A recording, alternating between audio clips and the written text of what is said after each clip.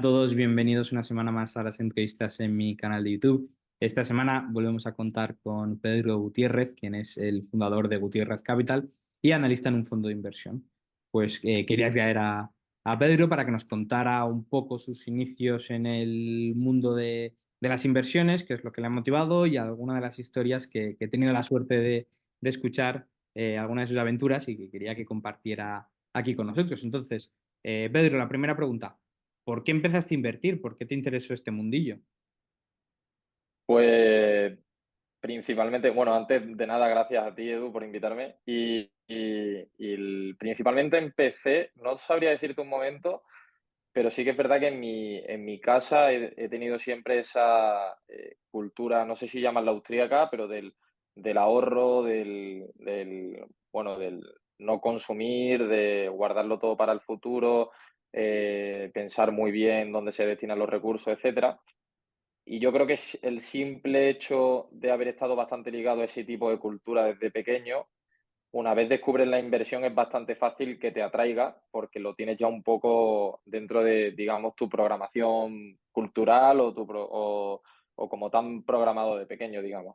Ujú. Entonces, sa- podría decirte que, que eso sería como un poco el origen o el inicio de dónde viene esto, pero sí que es verdad que, aunque no tengo un momento en concreto en el que decirte cuándo empecé, sí que te podría decir que probablemente cuando tenía 15 años, 16 años, fue cuando empecé a dedicarle tiempo de leer quizás 6 horas, 5 horas al día después del colegio y dedicarme literalmente a un nivel prácticamente obsesivo en Ujú. esa época.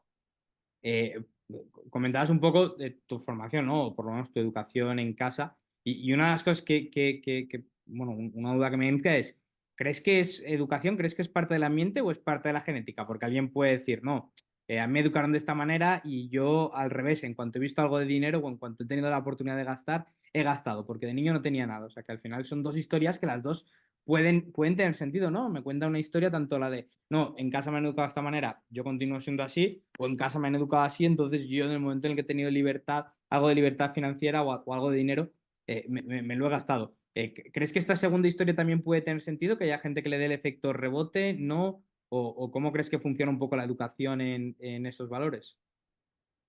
Yo creo que funciona un poco las dos, pero en mi caso personal, sí que cuando yo era pequeño, no, digamos que mi casa no era una casa de personas ricas, no éramos, o sea, éramos clase media, eh, no sabría decirte si incluso un poco más baja de lo normal, pero vaya, una cosa relativamente normal en la media. Lo que sí es que eh, la educación que yo recibí en mi casa, por lo menos, digamos, desde mi experiencia, sí es algo que desde que tengo uso de razón no recuerdo que en mi casa se le diese ningún tipo de valor a las cosas materiales.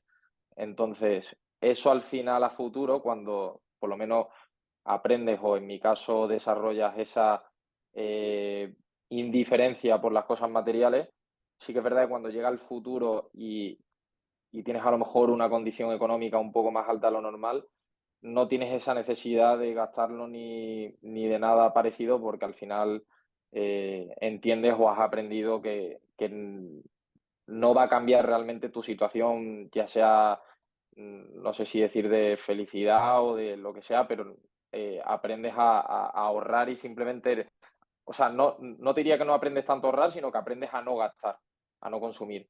¿Y tú crees que si hubieras nacido en otra familia, cambiaría mucho tu vida ahora en el sentido de lo aprendido o no? ¿O dirías, oye, mira, pues mira, me he formado por mi cuenta y he aprendido yo mismo, aunque mi familia no lo hagan, a ser frugal?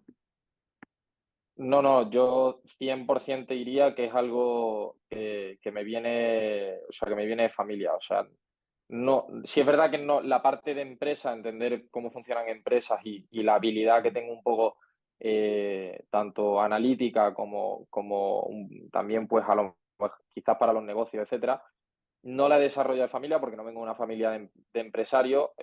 Mi padre era funcionario de Endesa y mi madre era profesora de un colegio. Entonces, esa habilidad no me viene de ahí, pero sí que la habilidad de quizás o sea, el tema de cobrar y que lo primero que hagas sea ahorrar, que tengas claro qué cosas te puedes permitir y qué no te puedes permitir. Eso sí que me viene de familia.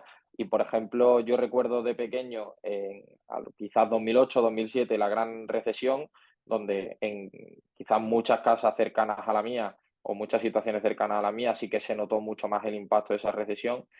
Y yo no recuerdo que hubiese un cambio sustancial o significativo en mi vida, porque ya estábamos acostumbrados, digamos, a esa condición de no gastar por gastar. Entonces sí que esa estabilidad financiera o esa habilidad para ser estable financieramente sí que me viene por ahí. Sí que me viene de la educación 100%. Decía Murray Rothbard en Ética de la Libertad que lo que diferencia a los ricos y a los pobres es, pues esto, su preferencia temporal, ¿no? Su capacidad de posponer el consumo, de ahorrar, la mentalidad de mirar a largo plazo. Decía que los ricos, en verdad, lo que caracteriza a los ricos es eso, es la capacidad de mirar a largo plazo, de ahorrar, de planificar, de aguantar sus necesidades, ¿no? Su ansia de consumir ahora, mientras que los pobres no, tenían una mentalidad mucho más cortoplacista. ¿Estás de acuerdo con esto? Y si sí, pues describirías a tu familia o a ti ahora mismo como una persona rica, al menos con esa mentalidad. Sí, sí, 100%. O sea, eh, creo que, por ejemplo, hay un estudio muy curioso que es con niños de una edad muy temprana, no recuerdo exactamente la edad, y cómo la preferencia temporal está relacionada con la inteligencia de cada uno. Por ejemplo, hay un estudio donde le ponen una galleta delante a un niño y no recuerdo bien cuál era la otra cosa, pero era una cosa que quieres. No, le ponían una galleta delante y le decían, si te esperas media hora, te doy otra. Y Ujú. había como una correlación bastante alta entre los niños que tenían una capacidad o una capacidad intelectual más alta. Está bastante relacionada con los niños que se esperaban a tener una recompensa más en el futuro, y luego pues se terminó describiendo ese fenómeno como que la inteligencia también es la capacidad para, digamos, abstraerse y ponerse o sea, tener una capacidad de ver mucho más a largo plazo, etcétera. Y sí que creo que yo, por ejemplo, que me he fijado mucho y he copiado mucho a gente que es bastante más inteligente que yo, he intentado imitar sus conductas, y una de esas conductas yo tengo clarísima que es la preferencia temporal.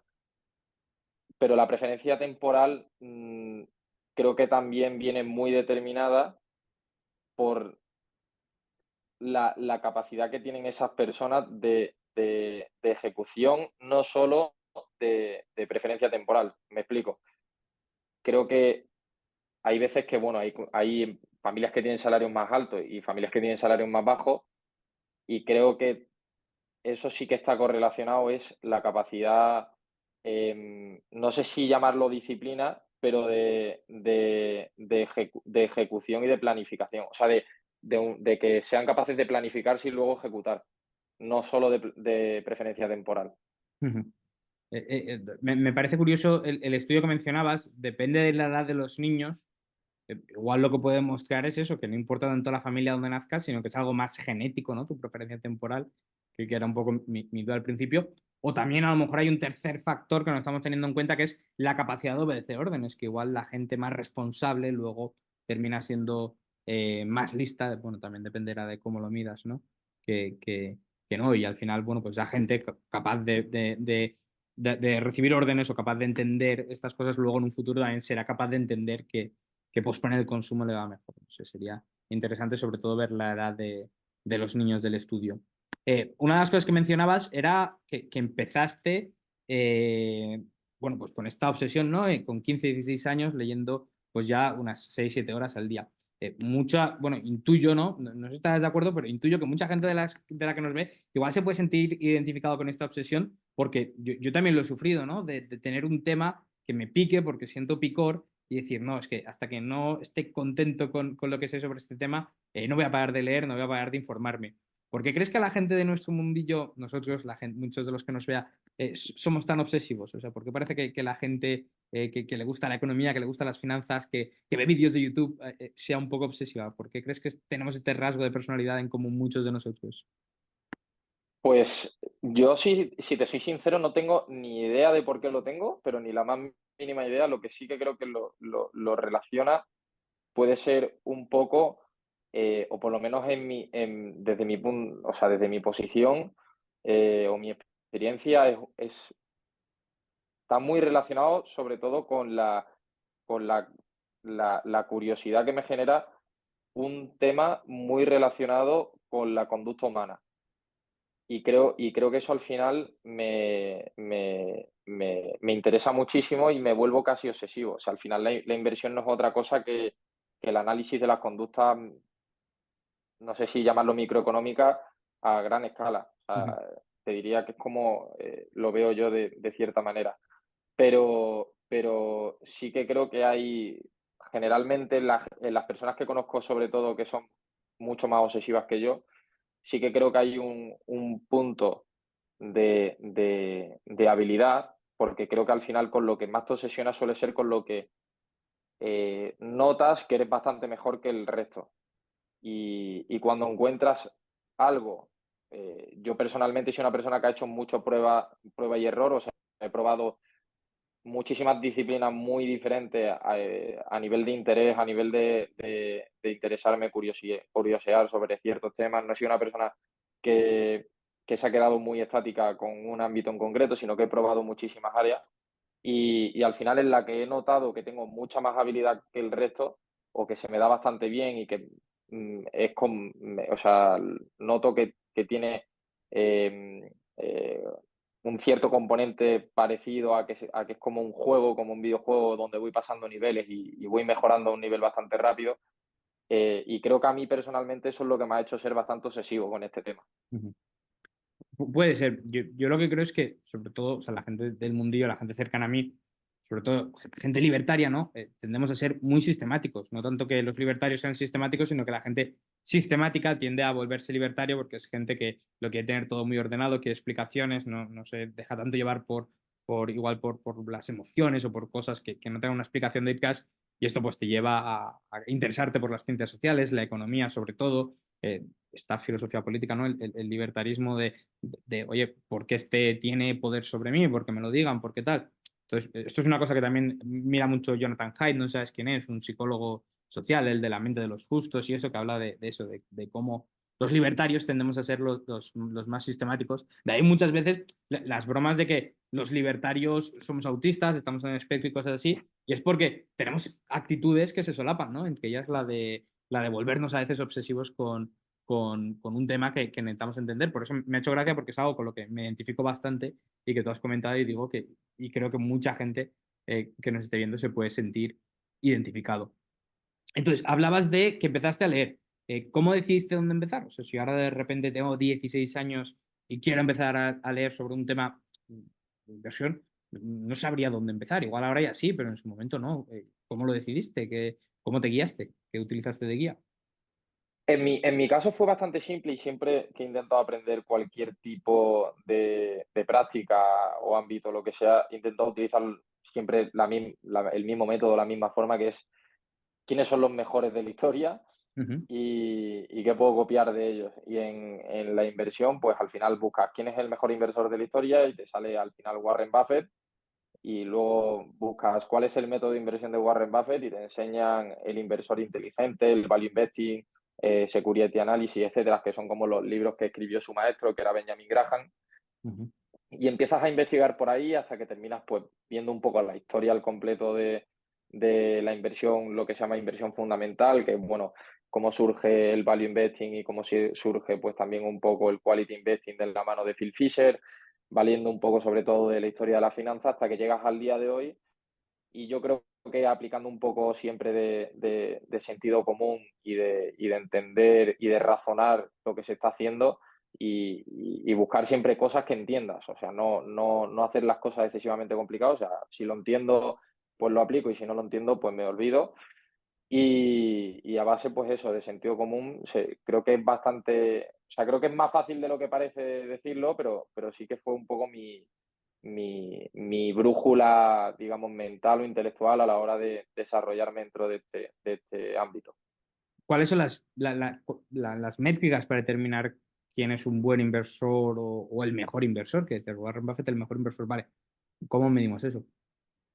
Pues principalmente se mide de una forma relativamente simple, que es la persona que haya obtenido mayor rentabilidad acumulada durante una larga, o sea, durante el tiempo más largo, digamos. Y en este caso es Warren Buffett, que tiene un 20% anual durante unos 70 años. Entonces, no hay nadie que haya conseguido llegar, bueno, hay poca gente que llega a los 96 años de edad, que eso ya es un logro, pero aparte, mantener ese 20% anual durante desde esos 20 años, 25 años hasta los 96 es una tarea bastante complicada, sobre todo porque al final, bueno, tú lo sabes bastante bien, al final la economía es algo dinámico donde las variables cambian su influencia, incluso aparecen nuevas variables y desaparecen variables que eran antiguas dentro de, digamos, la ecuación de lo que al final te termina dando retornos dentro de la bolsa. Y ha sido principalmente el inversor que, bueno, que ha sido capaz de evolucionar su método según las circunstancias macroeconómicas en las que se ha encontrado. Pero generalmente se suele medir pues con esas dos variables. Tiempo, o sea, retorno anual y la cantidad de tiempo que ha dado ese retorno. Entonces, luego eso al final es la rentabilidad acumulada y el que tiene mayor rentabilidad acumulada en la historia de la bolsa es Warren Buffett. Vaya, a mí no me consta que haya alguna otra persona que tenga más rentabilidad acumulada. ¿Y tú todavía sigues su método o sigues un método ahora que crees que ha podido superar el de Buffett o qué? ¿O cuál es tu relación ahora mismo con el estilo de inversión suyo? Sí, yo creo que la gran mayoría de mi filosofía se basa bastante en lo que él piensa, aunque sí que creo que yo soy más como su socio que falleció este año, que era Charlie Munger, que se fija mucho más en el negocio que está comprando, no tanto en la valoración. Luego sí es verdad que yo me mantengo bastante alejado de los negocios financieros. Warren Buffett al final es una persona que ha tenido mucha influencia y ha invertido en muchos negocios tradicionales, según la época también en la que él ha estado, pero ha invertido en muchos bancos como Wells Fargo, como Bank of America. Se alejó también en su día de Lehman Brothers, antes de la crisis de 2008. Luego ha invertido también en muchos negocios pues, de media, como el Washington Post o algún negocio así de periódicos también. Y yo al final también me intento alejar bastante de ese tipo de negocios y él también ha invertido en negocios que son de retail. Son como sus tres principales negocios en los que él ha invertido. Lo que sí que he cogido sobre todo de él y probablemente también pues de la filosofía pues que he aprendido pues en el sitio donde trabajo y demás, es sobre todo a buscar monopolios y oligopolios donde invertir, que al final es donde están las empresas más resilientes y con menos capacidad o digamos menos frágiles. Son negocios al final que son muy fuertes y que te permiten obtener rentabilidades durante un largo periodo de tiempo. Entonces empezaste con Buffett por ser el mejor de la industria y luego de ahí ya continuaste según maestros de Buffett, según quien citaba Buffett, ¿no? Y ya te desarrollaste tu propia biblioteca personal y tuyo, ¿no? Del mundo de las finanzas. ¿Hubo un momento en el que dijiste, vale, ya sé lo suficiente, voy a cambiar de tema o voy a dejar de leer de este tema? ¿O sigues leyendo a día de hoy de inversión? Sí, sí, sigo leyendo diariamente. Lo que pasa que al final la bolsa es muy curioso porque no es tanto solo leer de finanzas, sino que si al final lo que estás leyendo continuamente es sobre industrias. O sea, a mí, por ejemplo, a día de hoy me parece una industria muy interesante, según el periodo en el que estamos viviendo, etcétera, la industria de los semiconductores, los circuitos integrados, los chips, etcétera, y es una industria sobre la que estoy leyendo mucho a día de hoy, acompañándolo pues, de ciertas opiniones de inversores que están invertidos también en ese sector.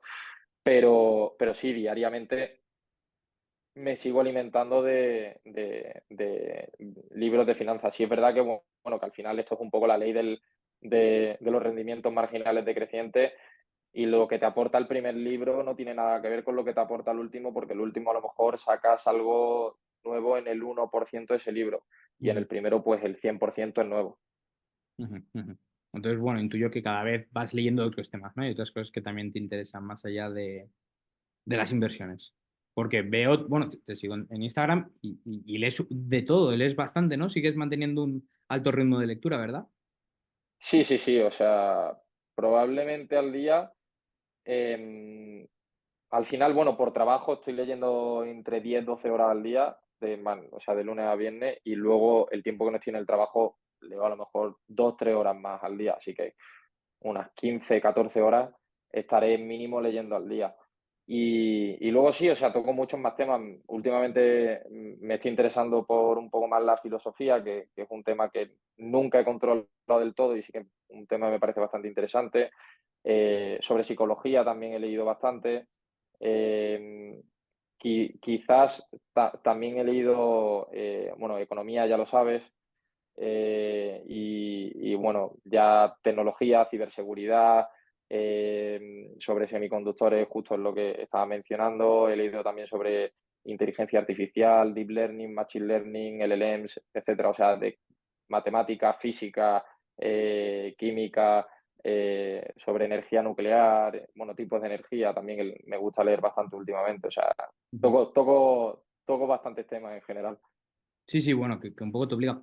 Mencionabas la filosofía y antes una pregunta que te quería hacer ya de antes es, ¿existe una filosofía del inversor que tú luego apliques en tu día a día? Es decir, lo que aprendes te sirve de algo en tu día a día. ¿Notas que estar en el mundo de las finanzas te hace actuar de alguna manera distinta, una manera distinta de ver el mundo? Cuando te comparas con otra gente que está fuera del mundo, dices, ostras, se me nota que yo soy más así. Por ejemplo, diría que igual una de las cosas que los economistas tienen una ventaja con respecto al resto de personas es tener el concepto de costo de oportunidad bastante interiorizado y machacado, ¿no? ¿Hay algo parecido en tu mundillo?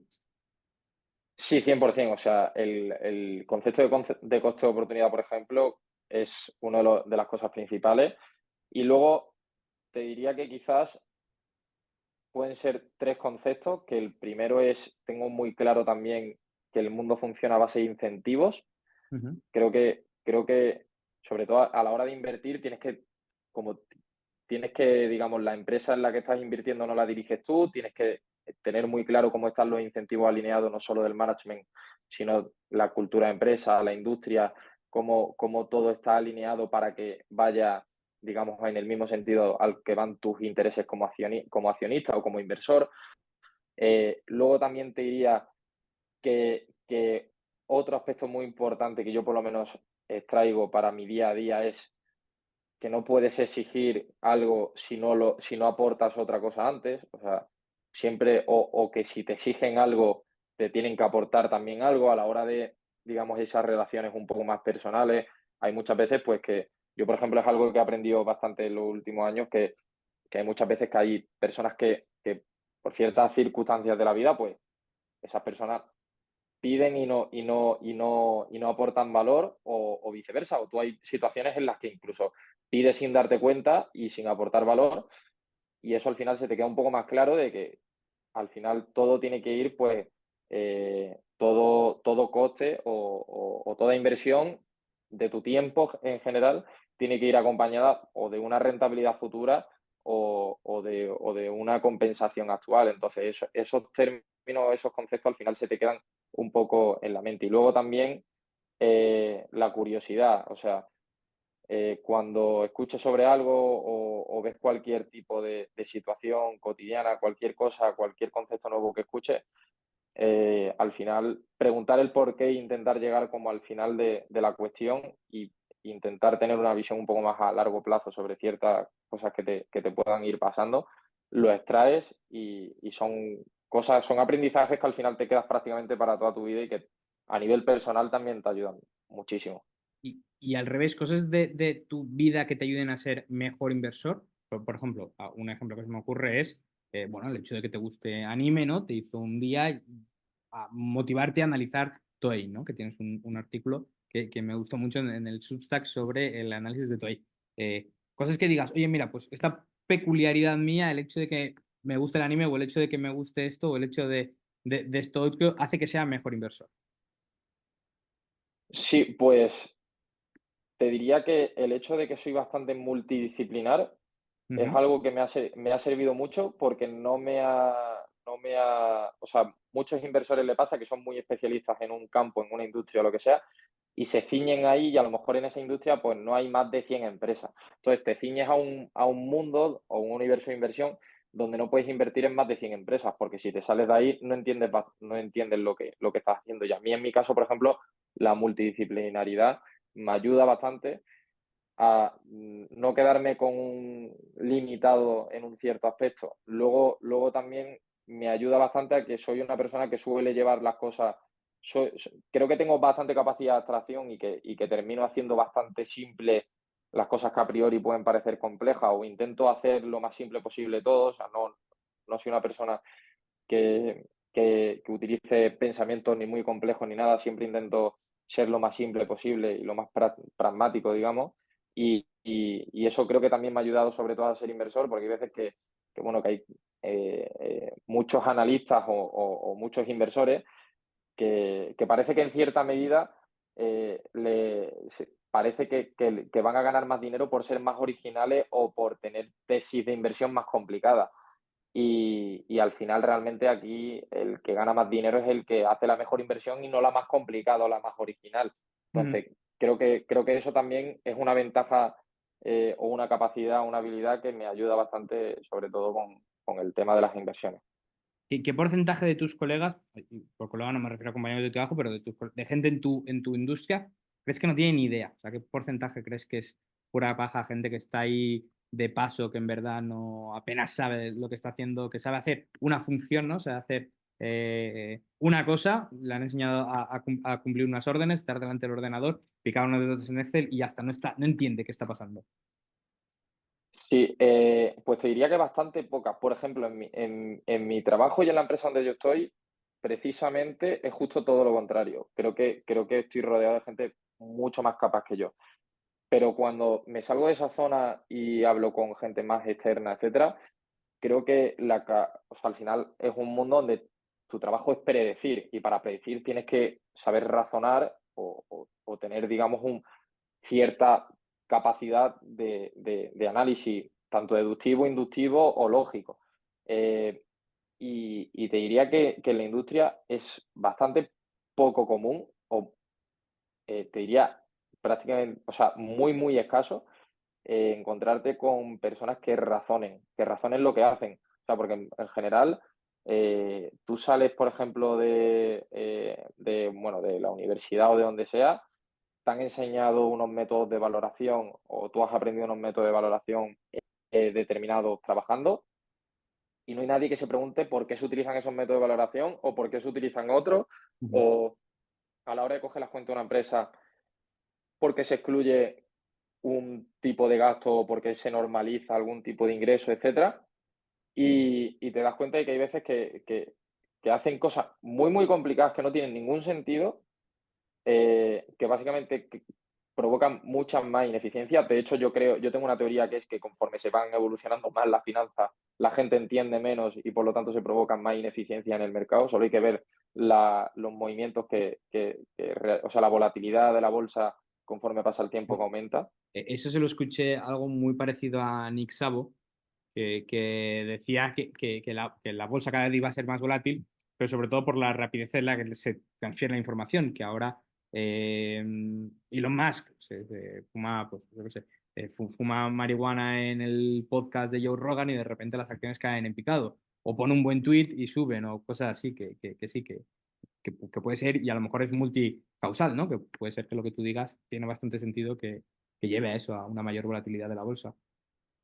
Sí, de hecho, al final la volatilidad de la bolsa no es otra cosa que, digamos, al final, bueno, teóricamente las compañías tienen un valor intrínseco, y al final, pues, el precio de una acción, igual que al precio de un bien, es el valor subjetivo que le da un usuario. Entonces, conforme hay más volatilidad, significa que hay más divergencia de valoraciones subjetivas. Y si hay más divergencia de valoraciones subjetivas o más diversidad de valoraciones subjetivas, quiere decir que cada vez se está más alejado de la valoración eficiente o de la valoración precisa, porque o sea, cuanta más diferencia hay, quiere decir que más alejado uno de los dos tiene que estar de la valoración precisa o más eficiente. Entonces, al final, si aumenta la volatilidad es porque aumenta la ineficiencia de los mercados. Sí, sí. Ya veremos qué es lo que pasa ahí. Luego también, ahora que estás comentando todo esto y criticando, bueno, hablando un poco de la bolsa, una de las cosas que comenta, que el libro sé que lo conoces, Joe Wan en el de Central Banking 101, ¿no? Ese es el problema bueno, el problema. el hecho de toda esa inversión pasiva, todas esas rentas pasivas que llegan a la bolsa de Estados Unidos, ¿no? Al SP 500, y esto pues dificulta, si no llega a imposibilitar, el value investing, ¿no? Porque al final te llegan todas esas empresas ahí que igual simplemente se perpetúan en el SP 500 porque les entra esta renta pasiva de las jubilaciones. ¿Crees que tiene algo de sentido esta tesis? ¿Crees que eso efectivamente dificulta la inversión en valor o no? Yo personalmente creo que no tiene, o sea, creo que es un razonamiento que se ha utilizado bastante y que no es la primera vez que lo he visto por parte de, o sea, no es el pionero en ese razonamiento, Joseph Wan, pero sí que creo que no tiene mucho sentido porque al final el, el valor de una compañía viene reflejado por su estado financiero. Entonces, da igual si hay inversión pasiva o no hay inversión pasiva. O sea, lo realmente importante es si las valoraciones están más pesimistas que lo que va a ser en realidad en el futuro o más optimistas de lo que va a ser en realidad en el futuro. Si me lo relacionan, no que sea en sí la inversión pasiva lo que lo provoca, sino pues esa expansión a lo mejor más monetaria o una expansión de la oferta crediticia o oferta monetaria a lo largo del tiempo, sí te diría que está más correlacionado con eso, porque si buscas empresas que estén infravaloradas y tú de manera general sobrevaloras pues los bienes económicos o el capital productivo, digamos, a fin de cuentas, sí que al final pues se produce esa mayor dificultad en encontrar cosas infravaloradas, pero no creo que tenga nada que ver con la inversión pasiva. O sea, creo que la inversión pasiva es, al final, en cierta medida, una inversión que también crea más ineficiencias porque, de manera general, el inversor pasivo no tiene el conocimiento de lo que está haciendo o por lo menos no dedica el tiempo necesario de estudio a lo que está haciendo tanto como el que hace gestión activa. Entonces, te diría que es algo que crea más ineficiencia. ¿Crees que hay muchos gurús de las inversiones, de las finanzas, que no tienen mucha idea, que están ahí por el nombre y dices, uff, no entiendo cómo esta persona ha llegado ahí? 100%, 100%. O sea, te diría que, o sea, mm, me sacas el listado de los... O sea, hay, por ejemplo, un estudio muy curioso de Pablo Fernández que no es solo a nivel de gurús, porque a nivel de, por ejemplo, te metes en Instagram, en Twitter, en tal, en lo que sea, y, y al final miras las rentabilidades que han sacado y hay muy poca gente que va a tal mercado. Pero luego, aparte, hay un estudio que hizo Pablo Fernández, un profesor del IES, que hizo un estudio sobre los qué fondos de inversión baten al mercado versus alumnos de un colegio, no sé si era de secundaria o de primaria, y los fondos de inversión tenían menos rentabilidades de manera general que los alumnos de secundaria o de primaria. Eh, y luego cuando empiezas a analizarlo, pues hay mucho gurú que no tiene exactamente mucha idea de lo que hace. Por ejemplo, se pone de moda pues el ESG o se pone de moda la inversión en cierto tipo de activo y al final hay mucho gestor o mucho inversor que no tiene mucha idea de lo que está haciendo y realmente se está dedicando a vender. Hay que también saber diferenciar esas dos patas, digamos, dentro de la banca de inversión, que es la pata comercial y la pata de gestión. Y en la pata de análisis hay muy poca gente buena en España y a nivel mundial te diría que el nivel es bastante superior al español. El estudio este que comentabas me parece muy curioso. ¿A qué crees que se debe esto de que alumnos de secundaria y primaria puedan batir a fondos, a varios de los principales fondos? Pues principalmente, yo creo que viene relacionado, bueno, el principal factor es a nivel de los fondos dependientes e independientes de banco. O sea, al final en España es muy complicado lanzar un fondo independiente que triunfe, hay muy pocos y generalmente son los dependientes los que tienen más, o sea, los que sí, hay muchos más fondos dependientes en España, entonces al final en los fondos dependientes yo soy el Banco Santander, saco un fondo de medioambiental porque está de moda lo medioambiental, lo cierro dentro de 3 años y monto lo que esté de moda dentro de 3 años, que a lo mejor es la inteligencia artificial, que es lo que ha pasado en los últimos 4 años, 5 años. Y entonces su objetivo no es conseguir rentabilidad, sino que es cobrar comisiones y vender fondos a sus clientes. Entonces, eso es al final un factor bastante importante a la hora de comparar rentabilidades. Vale. Luego, otro factor bastante importante y que puede estar relacionado sobre todo pues, con Peter Lynch, cualquiera que se lea el libro de Peter Lynch, de One Up on Wall Street, o creo que es Un paso por delante de la bolsa, en español, el libro, menciona un factor muy importante, que es que él decía que, por ejemplo, le hacía caso a su esposa y donde su Ujú. esposa comprase las medias, él compraba las acciones de la empresa que le vendía las medias a su esposa. Porque al final, bueno, pues lo mismo puede pasar con un alumno de secundaria, que a lo mejor un alumno de secundaria invierte, pues dice, invierto en, no sé, en cualquier tipo de empresa que le guste, pues invierto en Netflix porque acaban de sacar One Piece, ¿no? En Netflix. Y de repente ves que Netflix sube por eso, pues porque al final esa persona de manera inconsciente quizás ha visto algo que le gusta y que está trayendo también a gran parte del mercado, que es una demanda que no ven la mayoría de los inversores profesionales porque están centrados en otras cosas, y al final, al llevarlo un poco más a lo simple, ha sido capaz de predecir un movimiento de la demanda mucho más claro de lo que lo hace un fondo de inversión. Sí, o sea, que algo así como que una persona media de la calle es más parecido al agente representativo medio, al consumidor medio, que el del fondo de inversión, por tanto, sabe mejor, ¿no? Por sus propios gustos, representan mejor lo que van a ser los gustos de la media de población, ¿no? Entonces, aún sin quererlo, si sabe que a él le gusta, pues le suele gustar a más gente. Mientras que a lo mejor los que llevan los fondos tienen unos gustos más refinados y peculiares y no se pueden comparar. Efectivamente, justo, o sea, literalmente eso. Ujú. Y yo creo que eso es un factor muy importante, y sobre todo porque también muchos analistas, gestores profesionales, pues al final es un poco lo que te he dicho antes, intentan hacer como tesis muy complejas, originales, que nadie haya hecho antes, y está como mal visto quizás comprar lo que ya tiene todo el mundo. Entonces, comprar a lo mejor Microsoft a día de hoy no te hace un genio. Entonces, no va a hacerte a lo mejor un por 50 en los próximos 3 años, Ujú. pero sí que te va a batir el mercado perfectamente, porque va a subir los precios un año detrás de otro, un año detrás de otro, lo cual va a hacer que se genere pues apalancamiento operativo y un mayor crecimiento de los beneficios. Y a lo mejor no te hace un por 50 en 3 años, pero sí que te va a batir al mercado bastante fácil.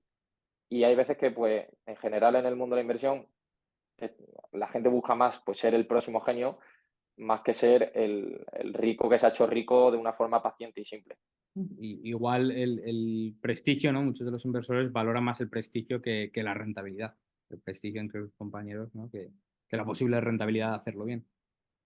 Sí, sí, totalmente. O sea, hay muchas veces que hay gente que intenta hacer cosas extremadamente complicadas, y que luego no les van a llevar a ningún sitio, Ujú. pero simplemente por el hecho de hacer algo que nadie hace, quizás te llevas una reputación profesional mayor a que si estuvieses pues haciendo cosas más simples que todo el mundo puede hacer perfectamente y sin complicarse. Sí, sí, sí, sí. Eh, Luego, al principio de la entrevista, hablaba que también quería hablar un poco de tus aventuras de las inversiones. Y una de ellas que me comentabas el otro día era tu aventura con GameStop. Entonces, si nos la puedes contar, porque me pareció de lo más interesante. ¿Cómo fue? ¿Cómo empezó? ¿Qué te pasó? ¿Te fue bien? ¿Te fue mal? ¿Qué experiencia tienes con GameStop? Pues yo mi experiencia personal es muy buena, la verdad. Pero al final la tesis de GameStop era una cosa bastante simple, diría yo, que es como lo que me gusta buscar a mí al final, sobre todo cuando busco una compañía o una tesis de inversión. Y era una compañía que en el momento en el que la encontré valía quizás 300 millones de dólares de capitalización de mercado. Luego tenía unos 800 millones en caja, o sea que era prácticamente 2 veces y un poco más de 2 veces su valor en bolsa, lo que tenía en caja. O sea que si cerrabas la empresa y sacabas la caja ya ganaba prácticamente 2 veces tu inversión. Y luego tenía la mayor red logística de locales, eh, o de densidad de locales en todo Estados Unidos. O sea, tenía densidad de locales al nivel de Walmart o de McDonald's. Entonces, simplemente liquidar esa red de locales o esa red logística es algo muy, muy importante, pero no solo para liquidarlas, porque al final la narrativa o lo que decía el mercado era un poco que se iba a convertir en el blockbuster 2.0, porque al final GameStop es una tienda de videojuegos y de consolas, y prácticamente todo el mundo estaba dejando de comprar los videojuegos en físico y estaban comprando los videojuegos digitales pues a través de su PlayStation o de su Xbox o de lo que fuese. Entonces, tenía pues, digamos, lo que se llama sobre todo en el mundo de la bolsa, un headwind. y eso al final pues hizo que la empresa se deprimiera y se deprimiera a raíz de una visión pesimista por parte del mercado de que fuese a quebrar esta empresa, pero luego veías como su segmento de e-commerce crecía un 200-300% quarter over quarter, o sea, trimestre tras trimestre crecía la pata de e-commerce, se multiplicaba por 3-4 veces. Luego, a partir de ahí, veías que acababa de entrar un inversor activista, que entró el inversor activista después de que yo hubiese entrado, se llamaba Ryan Cohen, que fue uno de los principales fundadores de una compañía que le quitó el mercado a Amazon, el mercado de productos para perros. O sea, se convirtió en el mayor e-commerce de productos para perros por encima de Amazon y de repente esa misma persona que había conseguido ese hito estaba entrando en el accionariado de GameStop. Y a día de hoy es el máximo accionista de GameStop, incluso ha elegido a su equipo directivo, etcétera, y está haciendo lo que se llama una reestructuración a día de hoy. Y esta misma persona, eh, junto con ese hecho de la red logística tan grande que tenía GameStop, se juntó también con que iban a salir las nuevas consolas, que eran la Play 5 y la última de Xbox, que no me acuerdo ahora del nombre, creo que era la Xbox, la One, creo que era. Y justo, o sea, te sirve la narrativa al mercado de que va a desaparecer la compañía si los videojuegos se convierten a la compra digital, o sea, solamente. Pero las consolas, no puedes comprar una consola digital, tienes que comprar la consola en físico, o sea, no hay otra forma. Entonces, ahí sí que tienes una demanda por parte de GameStop. Y luego, junto con esos tres catalizadores de la acción, o esos impulsores al final de la calidad de la empresa, se te juntaba que la empresa, pues por esa condición pesimista o esa visión pesimista del mercado, había más de un 360% del capital flotante eran cortos. O sea, más de 3 veces las acciones que había en circulación eran posiciones en corto. Posiciones en corto es básicamente yo pido prestadas unas acciones y las vendo a mercado, pero cuando quiero cerrar esa posición tengo que comprar las acciones y devolvérselas a la persona a la que se las he pedido prestada. Entonces, si hay 3 veces más acciones en corto que las acciones que hay en circulación, al final, si llega un punto en el que todas esas acciones, porque el precio empieza a subir por lo que sea, llega un punto en el que esas acciones que están en corto tienen que cerrar sus posiciones, lo que ocurre es que esas personas tienen que comprar todas a la vez. Y si hay 3 veces más acciones en circulación o sea, 3 veces más acciones en corto de las que hay en circulación, al final hay un 260% de acciones que van a tener que comprar al precio que diga el vendedor, porque es simple, o sea, es pura ley de la oferta y la demanda. O sea, si hay más demanda que la oferta, al final la oferta venderá al precio que quiera prácticamente. Y si están obligados a comprar por ley, ya todavía más. Es mucho peor la situación para esas personas que han vendido en corto. Y se juntaron esas situaciones y al final la cotización pasó de estar, creo que el mínimo fue 1,8 dólares, pasó a 300, bueno, a 400, 500 y pico dólares por acción. Y yo personalmente compré de media a 5,5 y vendía a 375. O sea, multipliqué prácticamente por 70 veces mi inversión en esa compañía. Ujú. Muy bien, entonces, bueno, saliste contento, ¿no? Sí, sí, o sea, completamente contento y me pude pagar mis estudios y tal, así que encantado. Ahora estás en Meta. Ahora estoy en Meta, sí. Y cuando digo estás es porque solo estás en Meta. Que tú vas y no diversificas, que es una de las cosas que hablamos la última vez, pero por recordarlo, ¿verdad? Sí, o sea, yo voy de una acción en una acción, Ujú. generalmente, o sea, intento no tener más de 4 o 5 acciones en cartera, o sea, siendo un inversor retail o individual, por la simple razón de que al final, por cada empresa tienes que seguir a todos sus competidores, tienes que seguir los resultados trimestrales de esa empresa y de cada uno de sus competidores. Y al final, por temas de tiempo, llevar más de 4 o 5 empresas es no poder dedicarle el tiempo suficiente a cada una de esas empresas. Y si estás solo con una, vas a concentrar tus esfuerzos de análisis mucho más y vas a poder estar más seguro de que esa inversión pues, es más cierta o menos cierta. Y bueno, a día de hoy, pues sí, estoy completamente invertido en Meta. A ver, entonces, para que me quede claro, tú trabajas tus 10 12 horas, luego lees tus 2 3 horas y luego le dedicas tu tiempo a tus inversiones individuales. ¿Cómo lo haces, Pedro? ¿Cuál es tu función de productividad? Generalmente, al final, como mi trabajo es de analizar un fondo de inversión, un poco las inversiones más interesantes que tengo en el trabajo son las que intento también invertir en privado. Eh, Aparte de que sí es verdad que desde que entré en este trabajo sí que tengo una parte más de mi patrimonio en el fondo de inversión. Ujú, Eh, pero lo que es mi patrimonio personal separado, digamos, de lo que tengo invertido en ese fondo de inversión, que es al final lo que cuento un poco como mi alfa, porque al final lo otro es el alfa de todos los que trabajamos allí, digamos, no es mi alfa solo y exclusivamente mío. Eh, y ahí sí que lo que hago es pues coger la empresa más interesante que he visto en el trabajo, que en este caso es Meta Platforms. ujú, ujú. Entonces, ¿cómo consigues ser tan productivo? O sea, más o menos, entiendo que es porque compaginas, pero igualmente eres una persona bastante productiva, ¿no? ¿Tienes algún secreto?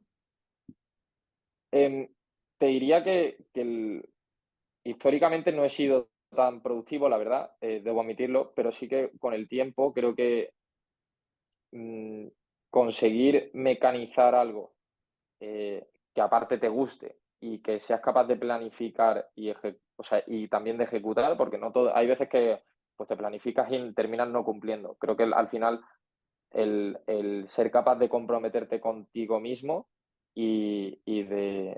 o sea, porque yo, por ejemplo, creo que el cumplir con lo que yo me digo a mí mismo es mucho más importante que cumplir con con las promesas que le hago al resto, a lo mejor, porque creo que al final lo más importante para uno mismo es cumplir contigo mismo. Entonces, partiendo, digamos, de esos tres principios, es al final lo que me llega un poco a ser, no sé si tan productivo, pero a llevar el estilo de vida o el nivel de productividad que llevo a día de hoy. Estupendo. Pedro, al final de las entrevistas siempre hago dos preguntas. La primera es si nos puedes recomendar 5 libros. 5 libros. Pues actualmente, justo esta semana me voy a recomendar los tres que me he leído esta semana. Eh, Uno se llama Zero to One, de Ujú, Peter Thiel. ujú, Me lo leo todos los años y me parece un libro increíble. Que es sobre todo de negocios, toca también temas de dirección de empresas, de cómo entender si un negocio va a ser más exitoso o menos exitoso, o qué tipos de negocios suelen ser los más exitosos. Luego otro libro que me he leído esta semana también ha sido Chips War, que es, o Guerra de Chips, supongo que se llamará en español, que explica un poco toda la historia de la industria de los semiconductores y cómo un poco la guerra geopolítica y por qué es tan importante Taiwán a día de hoy.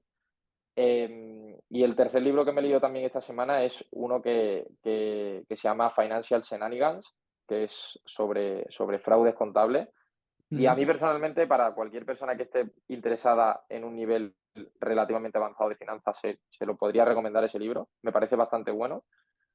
Eh, Luego, un libro que me leí también hace 2 semanas que me encanta y también me lo leo con bastante continuidad, o sea, me lo suelo repetir cada año, es el del Poor Charlie's Almanac, que es Mm. un libro donde se recogen ocho ensayos, 8 discursos que da Charlie Munger, el que era socio de Warren Buffett y que probablemente son tanto enseñanzas que te sirven para absolutamente todo, enseñanzas de vida, como enseñanzas para el mundo de la inversión y la empresarialidad. Y luego, bueno, el último libro, tú te lo sabrás de memoria, que yo creo que a todo el mundo le va a servir, sobre todo para entender cómo funciona el mundo, es Principios de Economía Política de Menger. Ujú, sí, no, un gran libro. Eh, una vez, hablando sobre ese libro, no sé de qué estaba hablando con Rayo sobre distinción en las palabras caca y en varias cosas de la manera de entender el dinero y eso. Y yo le dije, bueno, puede ser que todo depende de cuál sea el primer libro que te leas, ¿no? Que trate de estos temas. Yo empecé con Principios de Economía Política de Menger y él me dijo, bueno, yo también y sí que creo que ahí puede haber algo de razón de si te acercas más a eso, si te acercas más a Main Economy and State de Rothbard, que también es un grandísimo libro que recomiendo, pero sobre todo en el tema monetario puede estar un poco más equivocado, ¿no? Entonces empezar con ese libro te da una buena base para continuar. Y si pudieras tener una conversación con cualquier persona de la historia, viva o muerta, ¿con quién sería? Em, Te diría que o con Charlie Munger, que Ujú. justo falleció, eh, o con, o con, yo diría con quizás em, Nikola Tesla, probablemente. Interesante, sí, sí. Bueno, Pedro, si a la gente le ha gustado lo que ha escuchado, quiere escucharte más, leerte, seguirte, ¿dónde puede hacerlo?